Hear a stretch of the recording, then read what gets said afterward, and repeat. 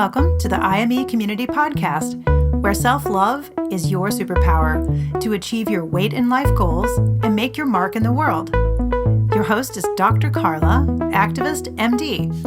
If you're a teen who's looking to revolutionize your health and can't wait to follow your dreams, welcome to the IME Community.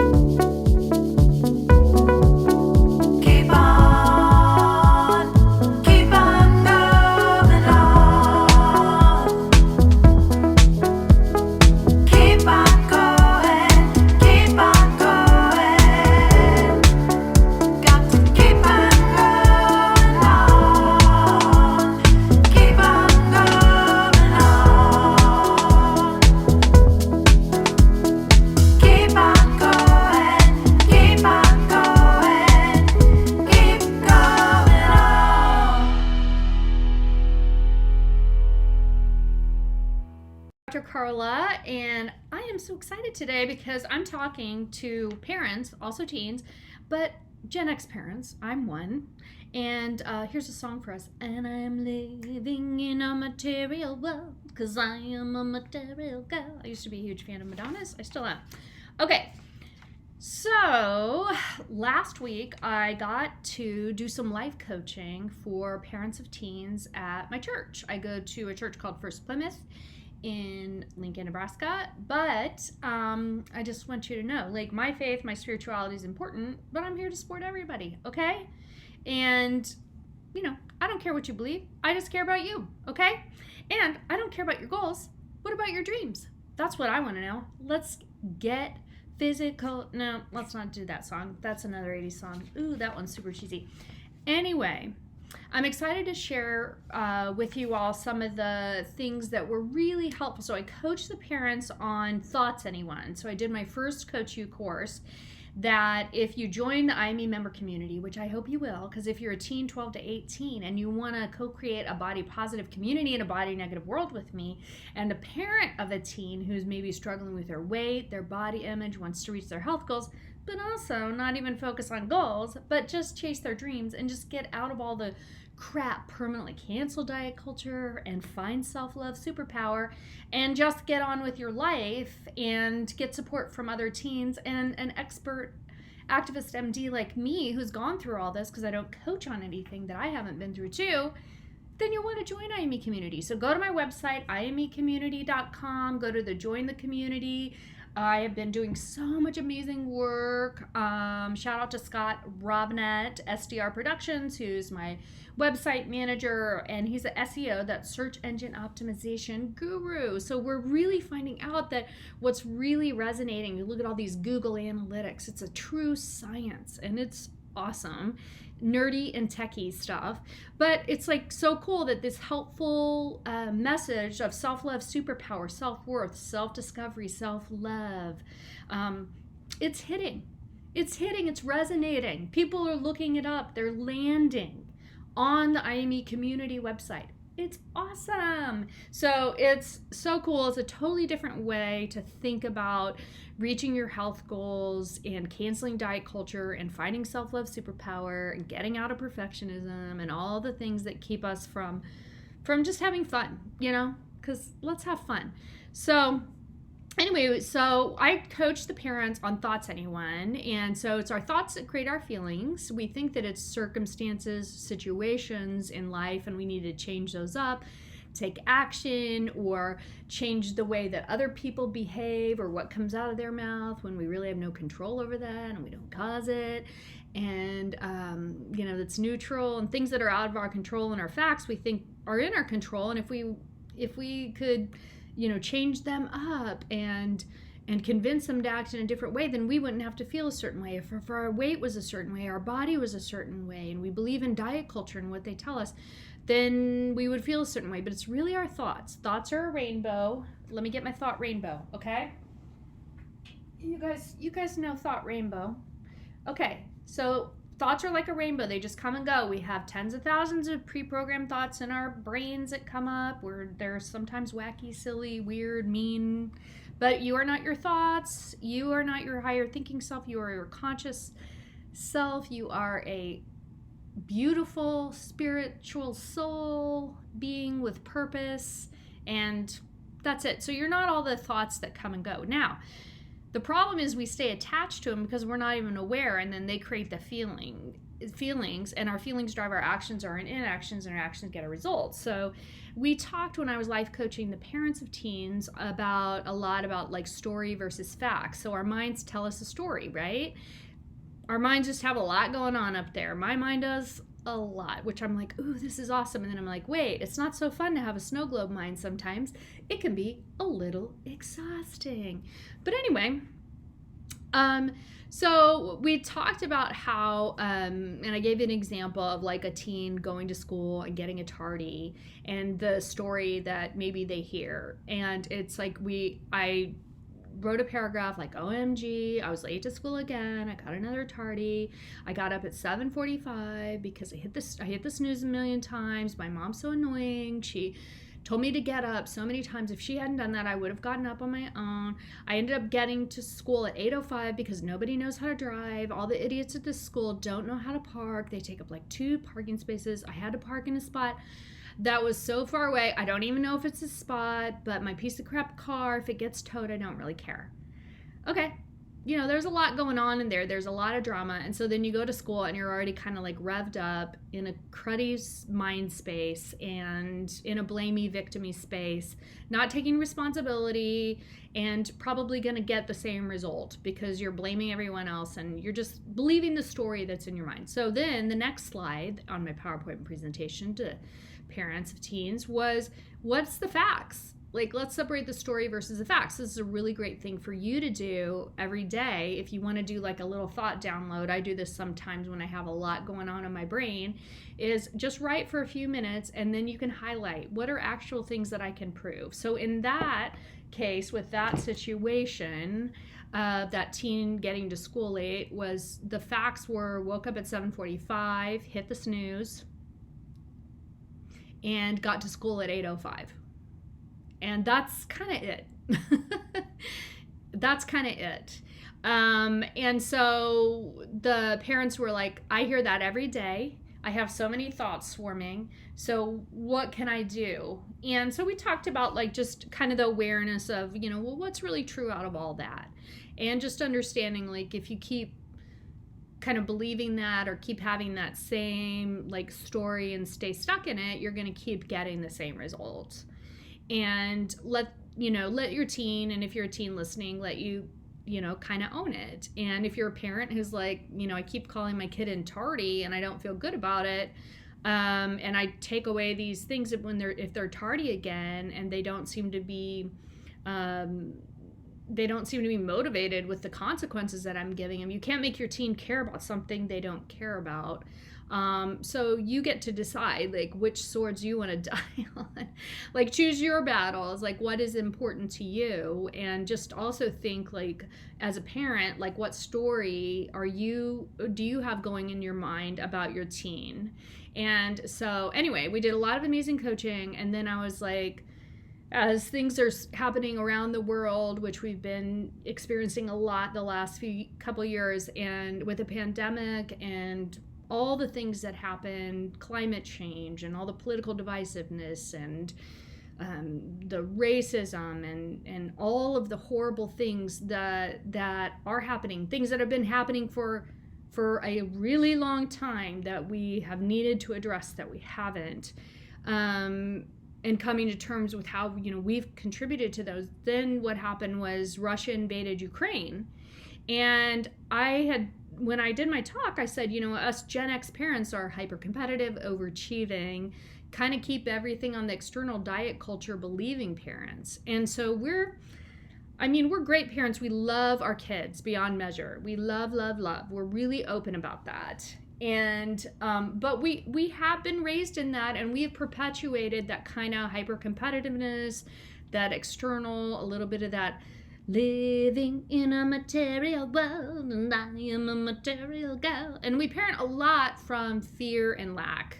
And I know I do. And so I worked with my coach for 2 years. Her name's Kristen Webster. I talk about her a lot. She's awesome. She helped me so much with moving my relationship with my teens from transactional, where, you're providing the needs, feeding them and everything, to more of a relational approach, more compassionate, compliance versus compassion. So I talk about that a lot, how, coaching with compliance would be like a coach telling you what to do, versus compassion would be like really listening, aligning with your values, helping to really mobilize you to create your future self and chase your dreams. But anyway, so again, I don't care about your goals. I want to know about your dreams, okay? Goals, boring. Who cares? I mean, yeah, awesome. I can be a goal slayer, but it's all tied into a greater vision of having fun and leading a meaningful, purposeful life and being generous and loving and compassionate and neighborly and all the good things. Okay, so I thought, we don't have a whole lot of credibility on a lot of issues, Gen X parents, and especially like with the pandemic, because I think we've created really high stakes around and driven a lot of perfectionism around things that don't necessarily matter. So I did a podcast and YouTube video a while ago on, parents don't sweat the small stuff, because then your teens, like you're making if we make a lot of drama over little things, then the big things that are really important in life, we really don't have a lot of leverage, or we don't have a lot of connection with our teens. And so anyway, so the whole goal is to coach parents to show up as loving and supportive for their teen, and to create your future self guide words for you as a parent. So for me, like, I want to show up funny. I want to show up with I hope my teens can trust me, that I'm going to be there for them no matter what. And also with compassion, so that I'm a soft place to land. My mom was always that for me. And my daughter and I were talking about this the other day. I'm like my husband is like, he can get all his panties in a wad and get all ticked off about stuff and whatever, and he's this high achieving guy, and I'm like, but like in the end, like with dad, like you can whittle him down, like he's fine, like I can always, I totally trust like that he's gonna be the soft place to land. And my kid's like, oh yeah, dad is. So anyway, that's a really cool thing about him, but that's what I want. And so I asked the parents when I was coaching them, and I said, if anybody wants to share your guide words, if you have 3 guide words or even 1, you can share. And whoever shared got a copy of my Magical Everywhere children's book, which is amazing. And you can get on my website. It's a great message. So if you have a younger kid in your home, or I'll send you you just go to IME Books on my IME community website, and it's amazing. And a portion of the proceeds go to benefit child health nonprofit organizations. And we're doing a lot of amazing support and collaboration with Reach Out and Read to promote early literacy. So that's awesome. So the mom who shared, she was really on fire, excited to be a loving and supportive mom for her teens. And just the thought that you could create your vision of how you want to show up as a parent is so exciting. Okay, it's awesome. So instead of being reactive, we can be responsive and then operate with some intentionality. And especially when things that are really heavy going on in the world, we need to figure out, how to have an actual conversation with our teen about it, because we can't fix and solve it, but we also don't want to totally ignore it and be, sweating the small stuff, because, that's, we want our teens to be able to talk about it, because it's going to bother them. And we need to help them through it. But anyway, so she shared that she wanted to be a role model for self-compassion, which is awesome, which I said that's the only role model you have to be, is a role model for self-compassion. Let your teens know you make mistakes. Let your kids know you fail, but it doesn't mean you're a failure. It's okay. That's part of being a human. All right? Allow your emotions. There's nothing wrong. So she wanted to be a role model for self-compassion and an ally for her teen. And I just thought that was such a great word. So she shared 2 words, that mom did, and then 2 guide words for her future parenting self, who she's embodying now, letting go of her past parent self. Your past parent self is your thoughts about your past parent self. You can let it go. Some things you're going to want to keep, of course. Every day's a new day. All right. So that's very helpful. So if you're a parent listening and a teen listening, start thinking about your future self at the end of 2022 and start embodying that. What are your 3 guide words? For my work, Dr. Karla, Activist MD, my words are funny, unapologetic, fire starter. Those really, when I show up, I'm like, let's go, let's go, let's go. And as a mom, it's going to be different. Okay. So different roles. And for me, for myself, it's going to be different. But anyway, that's, we all have a lot of different roles in our life. Okay. So I wrote this really cool blog, and that's why I'm doing this podcast, and called Life Coaching GenX Parents of Teens on Russia's Invasion of Ukraine, which is really life coaching, 10 ways to support your teen during a global tragedy. So this is important stuff. Okay. And, first, I want to ask, are you a Gen X parent like me? So I wear my Purple Rain t-shirt that I got at Target very proudly with my mom jeans, my Hoka sneakers, and my Apple Watch, which I have on, that I ignore when it pings me to stand up several times a day. That's the rebel yell in me. If you're a Gen X parent, you grew up with 80s music, living in a material world, which I say is the best ever. And my daughter, Audrey, says is the sole reason she's grateful she wasn't a teen in the 80s. We're hyper-competitive, overachieving, diet culture-believing parents who grew up without the internet because Al Gore hadn't invented it yet. And without the yin and yang of technology and social media. So we grew up with all the focus on the external. No one asked us how you were feeling because they did not care. And even if they would have asked, we wouldn't have had a clue how to respond. Cable was TV, or MTV, totally, and not 24-hour-a-day news like today's teens are exposed to, not that they watch the news. Of course, us Gen X parents experienced global disasters and tragedy, but without social media, we really had kind of a natural buffer, so we weren't inundated constantly with tragic news that either teens are just overwhelmed by or desensitized to, right? And it depends on the time, maybe all of the above. At times, we did feel helpless, for sure, but we were not constantly reminded of our helplessness and sense of impending doom as we mindlessly scrolled through our phones. Cordless phones were super high-tech, and for the 1% at the time. And there's no doubt the 80s were fun, but we were served up with like a fakeness and a superficiality to it, okay?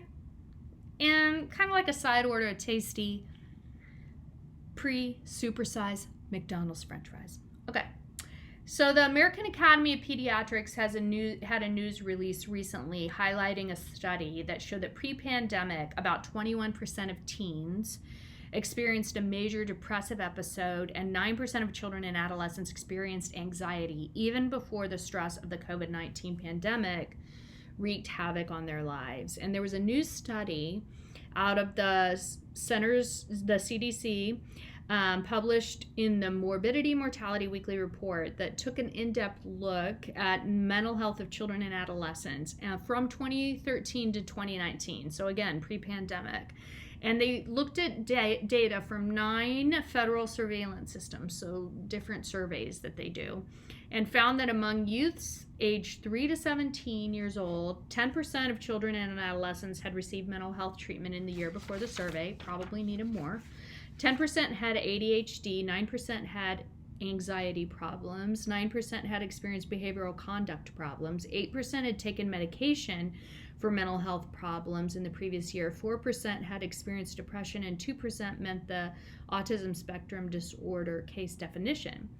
And then some of the data sets that pertain to what we do with IME Community look specifically at adolescents and teens, and included age ranges of 12 to 17 or 14 to 18. And so 30% persistently felt sad or hopeless for at least 2 weeks. 26% received mental health services, should be higher. 21% had experienced a major depressive episode. 19% had seriously considered attempting suicide in their previous year. So I want to tell you all, of course, that if we're talking about behavioral health and heavy issues here, so I want you to seek help if you need it. And 9% had attempted suicide in the previous year. 7 out of 100,000 adolescents ages 10 to 19 years died in 2018 and 2019, and 4% had a substance use disorder in the previous year. Previous studies indicate 40% of children will have met the criteria for a mental health condition by the time they reach adulthood, and the stress of the pandemic has exacerbated these issues. And a national emergency in children's mental health, an advisory calling for action to protect the mental health of youths has been declared. And then here we go. Russia invades Ukraine. So another thing that we're stressed about. And I'm going to talk about my family now. So my husband barged in the house. I hate autocrats.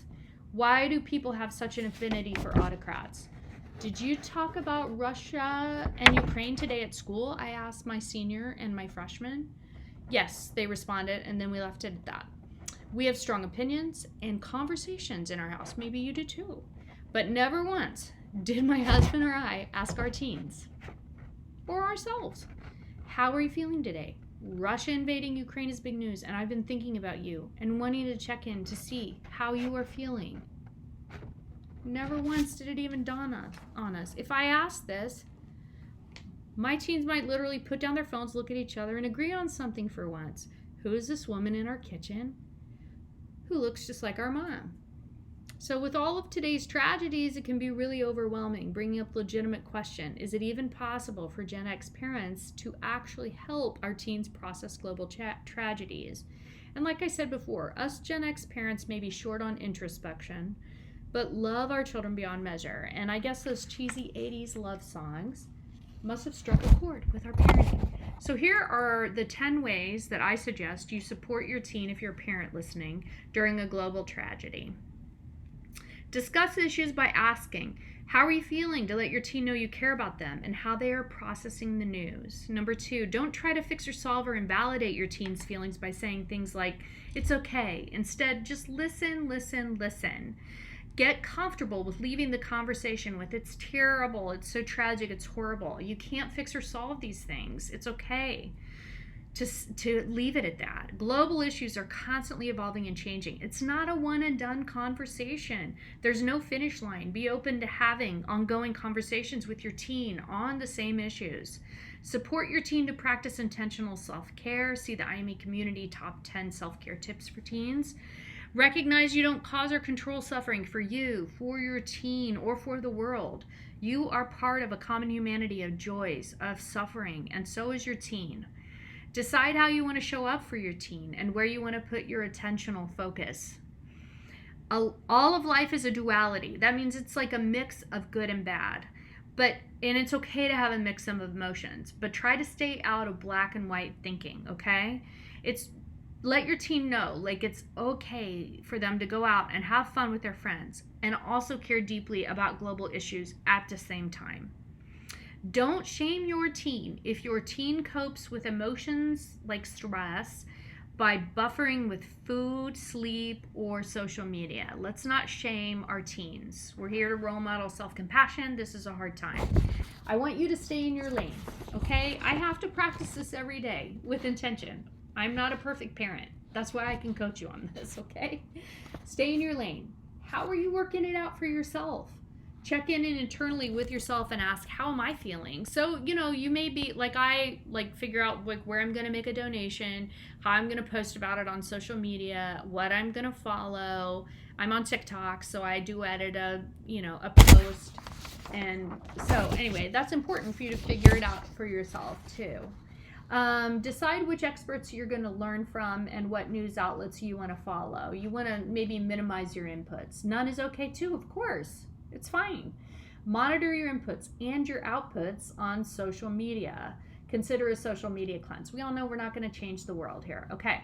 So us Gen X parents have not maybe evolved too much when it comes to being introspective, but the world has changed and the stakes are high for our teens. So let's stop waiting for Michael J. Fox to pick us up in the DeLorean and take us back to the future. It's time for us to parent up. So we're creating community with compassionate connection. Make sure you check out IME Community. We're going to coach on all these things. Life coaching is about all the things, and I'm doing a ton to support parents, and I love life coaching parents of teens. So let's go. All right, see you next time. Bye. Thank you for tuning in to the IME Community Podcast, where self-love is your superpower. The content of this podcast represents the opinions of Dr. Karla Lester and is not intended as, and shall not be understood as, a substitute for professional medical advice, diagnosis, or treatment. The opinions shared reflect the host and guest and do not represent an organization or medical group. Always seek the advice of your physician or therapist if you have concerns about your health. And please, like and subscribe to the IME Community Podcast. Share IME with your friends and go to imecommunity.com to join the member community. Don't forget to follow IME on social.